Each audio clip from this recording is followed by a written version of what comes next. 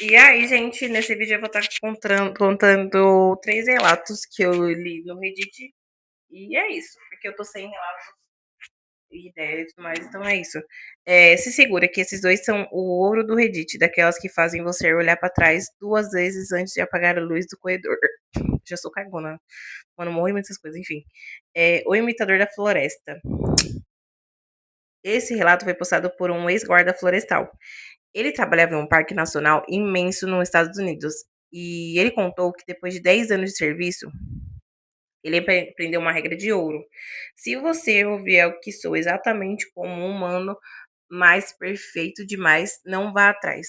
Certa tarde, ele estava fazendo a ronda em uma trilha fechada ao público. Quando ele ouviu um grito, era uma voz de uma criança, uma menina no caso, gritando: Papai, eu caí, me ajuda. Ele parou na hora e o som era nítido, vinha de dentro de um arbusto denso, de um arbusto denso.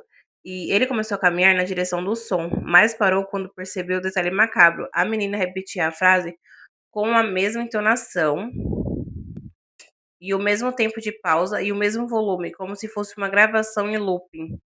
Ele decidiu testar. Ele gritou: Aonde você está? E a resposta veio instantânea: Não foi, estou aqui. O que saiu da mata foi a própria voz do guarda, com o mesmo sotaque e timbre, repetindo: Onde você está?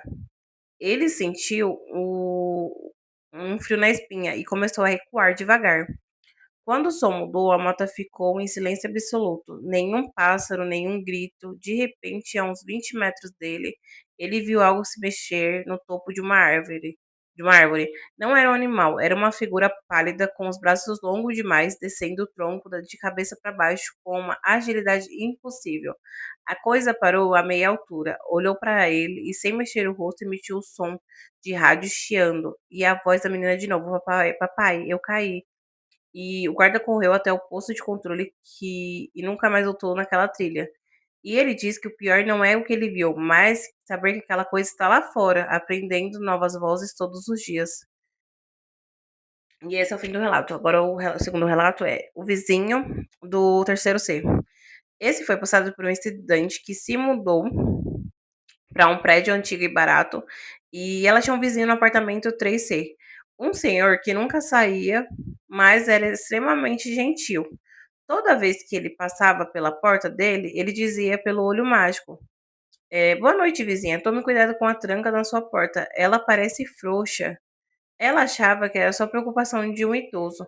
Mas o tempo e as interações começaram a ficar estranhas. Ela começou a escrever que ele tinha comprado no mercado o jantar. O jantar de hoje era macarrão, não é? Muito saudável. E ela nunca tinha cozinhado macarrão com a janela aberta. Uma noite, ela chegou cansada e percebeu algo. A porta do 3C estava encostada, aberta por 1 centímetro. Curiosidade e preocupada com o senhor que tivesse passado mal, ela empurrou a porta e chamou por ele. O apartamento estava completamente vazio. Não tinha móveis, não tinha tapetes, não tinha ninguém. Estava coberto de poeira há anos e o único lugar que parecia usado era o corredor. Ela viu uma cadeira de plástico colocada exatamente na frente do olho mágico, no chão ao redor da cadeira. Havia centenas de fotos delas. Fotos tiradas de dentro do apartamento. E na fresta da porta, do ralo, do banheiro, debaixo da cama. Ela sentiu um arrepio e saiu correndo, mas quando ela estava chegando na porta de saída, ela ouviu a voz dele vindo de dentro do apartamento dela. Eu avisei sobre a tranca, vizinha. Agora eu não preciso usar mais o olho mágico.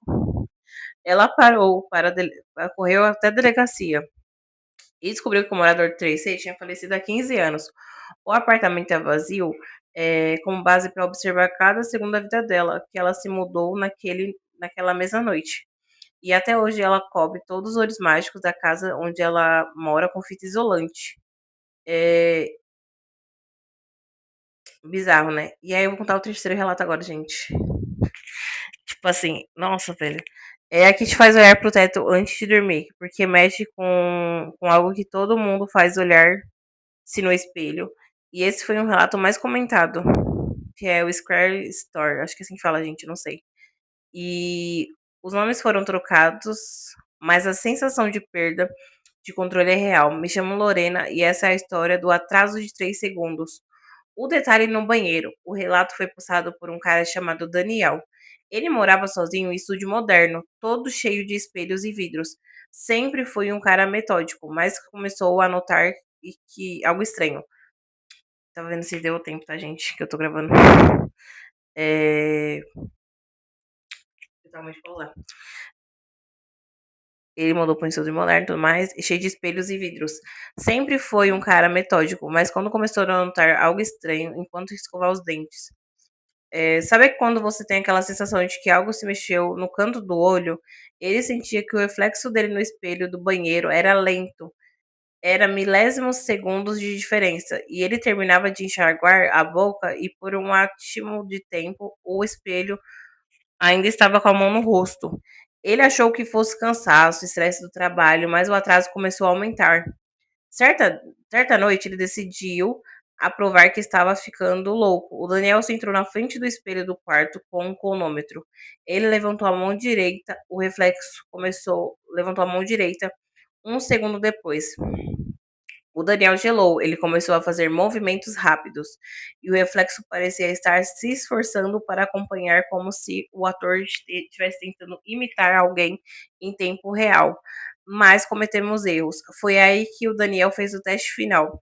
Ele piscou e o reflexo não piscou. O Daniel do espelho continuou olhando fixamente para o Daniel real, com os olhos bem abertos, enquanto o sorriso que o Daniel real não estava fazendo começou a se formar em rosto de vidro. O Daniel tentou levantar a cadeira para fugir, mas percebeu que não conseguia se mexer. O corpo dele estava rígido, como se tivesse o peso de gelatina.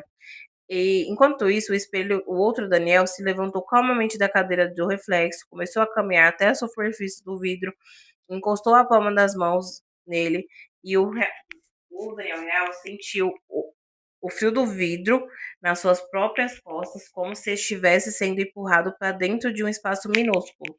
A criatura do espelho sussurrou. A voz não veio de fora, veio de dentro da cabeça. É, do Daniel. Obrigado pela paciência. É muito cansativo fingir ser você por tanto tempo. Agora é sua vez de esperar o atraso. O reflexo simplesmente atravessou a superfície. O Daniel sentiu o estralo como se estivesse arrebentado, independente, ele estava dentro do próprio quarto, mas invertido. Tudo estava ao contrário.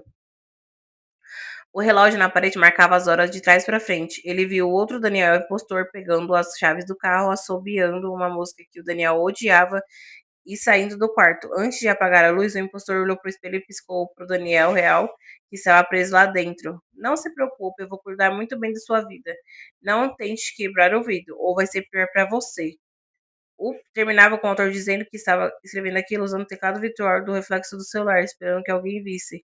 Ele dizia que a pior parte não era estar preso, mas ver o impostor jantando com a mãe dele pela câmera do celular e ninguém perceber que o filho dele agora era um destro em vez de canhoto.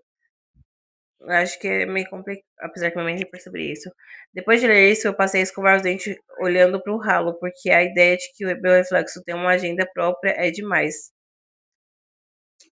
Eu achei isso bizarro pra caramba, mas eu acho que esse aqui, o último, não é tão real, né? Porque como que ele conseguiria escrever, gente, um relato, né? Mas enfim, gente, comentem a opinião de vocês. Eu gosto de ficar lendo os comentários. E é isso. Até o próximo vídeo. Tchau!